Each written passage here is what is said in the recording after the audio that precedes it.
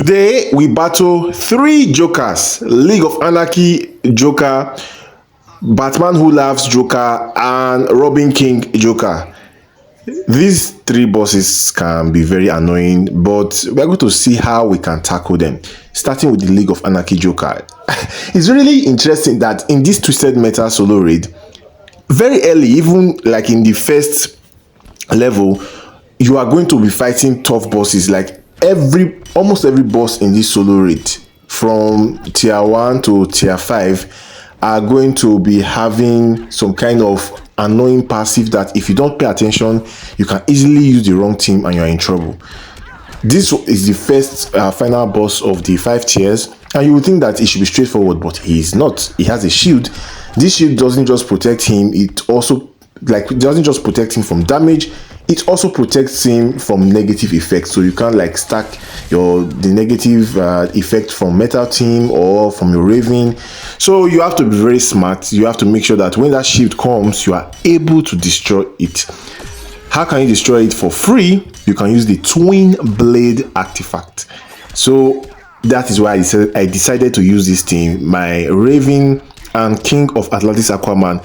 So of course I am going to equip my Twin Blade on Raven, my Twin Blade on King of Atlantis Aquaman. So what do I equip on Raven? This boss is not just, this is why it's annoying. It doesn't just have that shield that protects him from damage and negative effects. It also has immunity to lethal and critical attack damage.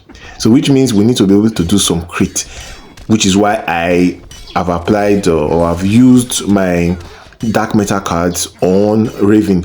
So I know there's an argument for even without crit, your Twin Blades can do damage. I know that's why some people use Twin Blade with League of Anarchy.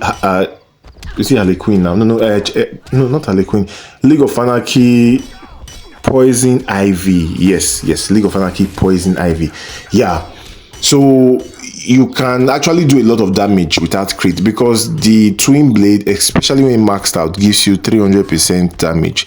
But you are still missing out on the crit. It's not as if you are not missing, like you still need that extra ×3 damage you're going to get from the crit. So you will see that when I'm hitting the boss without crit, I am doing a decent amount of damage, but when the crit is active, you see the damage increases as well.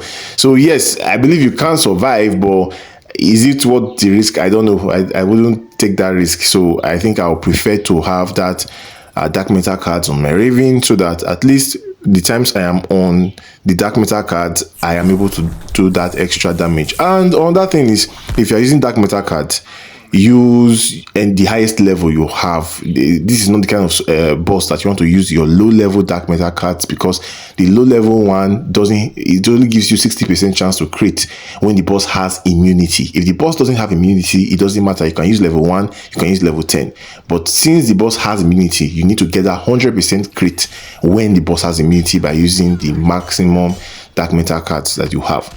So that works for that. This next boss is also quite annoying. In fact, I would say he is the most annoying, even more annoying than the League of Anarchy Joker. This boss, when you start the match, the first character you have is going to take heavy, trust me, heavy dot damage. And when you tag in the next character, you are going to be healing, but you are going to be losing power. See how annoying that is. So that is why my strategy for taking on this match for free to play, the first time I fought this boss, I used Beta Club. It wasn't that difficult. I used Mr. Freeze with Beta Club. Yeah, so with that, it's quite easy. But if you are not a Beta Club merchant like myself, then you can use this same team. The same team that defeated the first League of Anarchy Joker is also going to be able to defeat Batman Who Laughs. Start with your king, equipped of course with your Twin Blade. Your king doesn't need to have health. In fact, you want to make sure that your Raven doesn't lose her health, because you know the lower Raven health gets, you are going to have to now reset your darkness, because she's going to use the darkness to heal herself. So it's just going to be messy. Don't start with Raven, start with King. King can survive on 1 health as long as he doesn't get touched. Pause. No DD. Anyways, when you're using your Raven, use in my case I'm using my Zatanna's puppet so that I can have special disable. I can also have apply miss on the boss, so that even if I make a mistake and the boss tries to hit me, tries to hit me, he's not going to succeed. Pause again, that's weird. Didi has made the whole atmosphere very weird. Anyways, no Didi, and Didi aside, you can avoid the boss's damage by that Zatanna's puppet applying a miss on the boss. Yes, and I think you'll be able to beat this boss. And of course, in my case, I have a maxed out King of Atlantis Aquaman. It means I also have an extra shield that will protect from the boss's damage. Anyways, this works. It works. You just use this strategy: Twin Blade on Quam and Zatanna's puppet on Raven, then the solo raid specific artifact on wherever health power reduction character you use, either Power Girl or Dr. Fate. Now for the final match, this boss, I would say this is the least annoying one. I'll just be honest with you, especially if you have Beast Boy, or because this match you can use Beast Boy or you can use Metal Team. I recommend those two teams for this boss.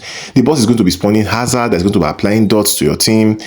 The hazard from experience is not that strong, or maybe it's just because I have one maxed out solo raid artifact, so that probably helps. But yeah, this match using just your Beast Boy should be enough, because you're not going to give the boss a chance to do any specials or do any attack. Or you could use your Metal Team, and if you're using Metal Team, of course I will always recommend that you use your God Killer artifact on your Batwoman, the Drowned, because that will help to reduce, because this boss is going to do a lot of damage, so that will help to reduce the boss's damage massively. You're going to be stealing the boss's attack, and it is going to improve your Metal Team flooding damage. So the only reason why it will be weird for you, or let me not say weird, it will be unlikely that you are going to use Metal Team in this match, because you know that once you get to tier 5, there are two bosses that are immune to crit. You have Batman and Atrocitus. So you are likely going to use your League of Anarchy team for Atrocitus, which is what I recommend, and you're likely going to use your Metal Team against Batman. So those are the two recommended. So but the thing is that there was no scenario. I fought this boss 3 times in this solo raid. There was no scenario where I got to boss Robin and I had my Metal Team. So use this setup, Beast Boy, and you are good to go. Smash the subscribe button if you enjoy my videos. I'll see you guys on the next one.